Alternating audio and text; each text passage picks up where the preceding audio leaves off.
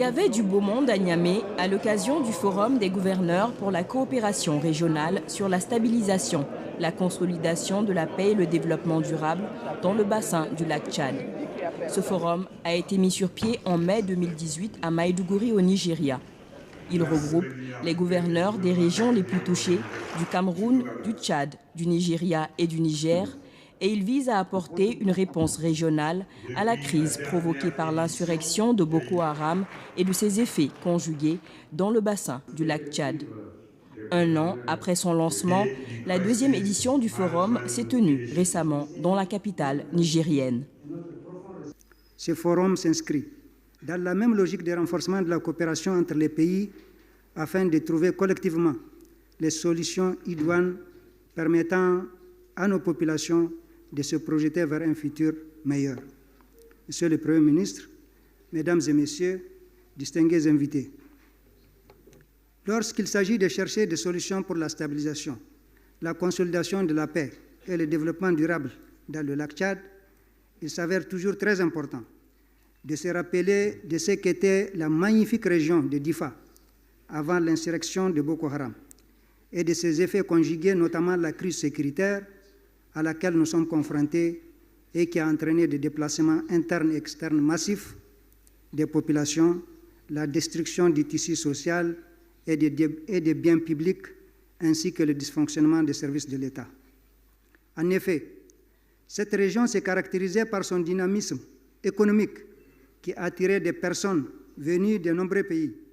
Cette région s'est caractérisée par sa production agro-silvopastorale considérable qui, au-delà d'assurer des revenus à sa population, assurait aussi la sécurité alimentaire de nombreuses régions et pays périphériques.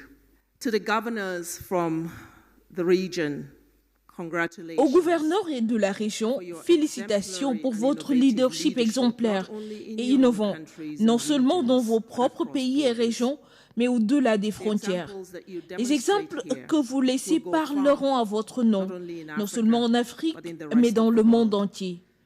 Nous montrons à chaque pas que nous devons gérer des défis qui sont complexes, et qui sont à grande échelle, qui affectent l'humanité et qui nous demandent de rester dans la course. Vous êtes dans la course et pour ça, vous méritez nos salutations, notre honneur et notre reconnaissance. And for that, you must be saluted and recognized. Mesdames, Messieurs, la force multinationale a redoublé d'efforts ces derniers mois et nous saluons les progrès accomplis sur le terrain. Boko Haram doit être vaincu. Nous savons néanmoins que la solution du terrorisme va au-delà de la réponse militaire. Elle doit résoudre les facteurs sous-jacents que sont la pauvreté, l'absence d'accès à l'éducation et aux services de base. Malgré les efforts déployés et en cours par les forces armées nationales et la force multinationale mixte en matière de sécurité, des défis demeurent. En effet, selon OCHA, le Bureau de la coordination des affaires humanitaires des Nations Unies, aujourd'hui, près de 10 millions de personnes ont besoin d'aide humanitaire dans cette région et 2 500 000 d'entre elles sont des déplacés. Malheureusement, la situation humanitaire dans la région du lac, dans les 4 pays, au Nigeria, mais aussi au Niger, Tchad, Cameroun, ça reste très très préoccupante. Ça fait maintenant quelques années qu'on parle beaucoup plus de stabilisation et d'efforts de développement durable, ce qui est très louable, mais sur le plan humanitaire, on voit toujours les mêmes chiffres en gros. Dans une région avec environ 19 millions d'habitants, on a des besoins humanitaires, des personnes qui ont un besoin humanitaire autour de 10 millions de personnes. Donc ça fait de la moitié de la population et ce chiffre reste plus ou moins constant depuis 2-3 ans. Aussi en termes de déplacement de population, donc de personnes déplacées à l'intérieur de leur pays et des réfugiés nigérians qui ont dû fuir vers le Niger, Tchad ou le Cameroun, les chiffres restent plus ou moins constants. Donc surtout, notamment au début de cette année, on a vu de nouveau une offensive de la part des groupes armés non étatiques avec Un accru de la violence, un accru de personnes déplacées, un accru des besoins humanitaires au Niger, mais aussi au Tchad et au Cameroun, ce qui est un exemple, en fait, de la situation humanitaire qui reste très préoccupante. En novembre 2017, l'Union africaine, la Commission du bassin du lac Tchad et les partenaires au développement ont élaboré une stratégie de stabilisation régionale. Elle repose sur 9 objectifs. Ils vont de l'inclusion et la participation à la gouvernance et au développement, en passant par l'éducation, le soutien aux communautés touchées par la crise, ainsi que la cohésion sociale et la prévention de l'extrémisme violent. Et les gouverneurs des 8 zones du lac Tchad les plus touchées par l'insurrection de Boko Haram ont été placés au centre de cette stratégie. Les gouverneurs constituent la clé pour une bonne implantation et une opérationnalisation des stratégies. Une des raisons les plus évidentes, c'est qu'ils sont les plus affectés par les crises et les plus proches des populations. Et si vous regardez bien les stratégies à dérouler, on a pu identifier ce qu'on appelle les actions planifiées sur le terrain. C'est un programme pour chacun des gouverneurs. Et pour que nous puissions réussir ces stratégies intérieures, il faudrait que les gouverneurs se l'approprient, car ce sont des points focaux incontournables pour la réussite de ce programme.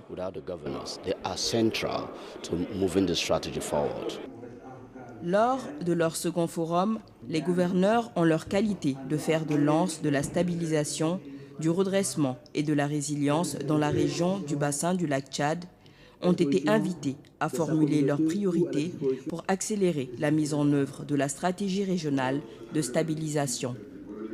Le Tchad a payé un grand tribut, surtout sur ce combat contre la secte Boko Haram. Donc, en participant à cette conférence de gouverneurs, ça nous a permis au moins d'éclairer comment les gens ont quitté, la population de ces zones infectées ont quitté pour venir se réfugier dans ma province. Donc on est obligé de chercher. Le gouvernement a fait beaucoup de choses, a beaucoup contribué pour accueillir la population, que ce soit du côté du Nigeria ou que ce soit du côté des îles dans le lac Tchad. Mais avec la présence aujourd'hui de ces partenaires qui sont venus assister à ce forum, j'espère que ça sera un appui supplémentaire pour au moins accueillir ces réfugiés et pas seulement les accueillir, mais notre souhait également, c'est les éduquer, c'est de les former, c'est également pour que ces gars ne puissent pas être encore attirés par le secte Boko Haram. En dehors de l'aspect formation et éducation, nous avons également l'aspect sanitaire. Dans la mise en place de cette stabilisation, notre souhait et le souhait de l'ensemble exprimé par les participants serait d'abord de bien maîtriser la sécurité. Parce que, croyez-nous, aucune action ne peut être véritablement conduite et bien implémentée si la sécurité n'est pas au rendez-vous. C'est le même principe. Vous ne pouvez pas soigner une blessure si vous ne la nettoyez pas très bien.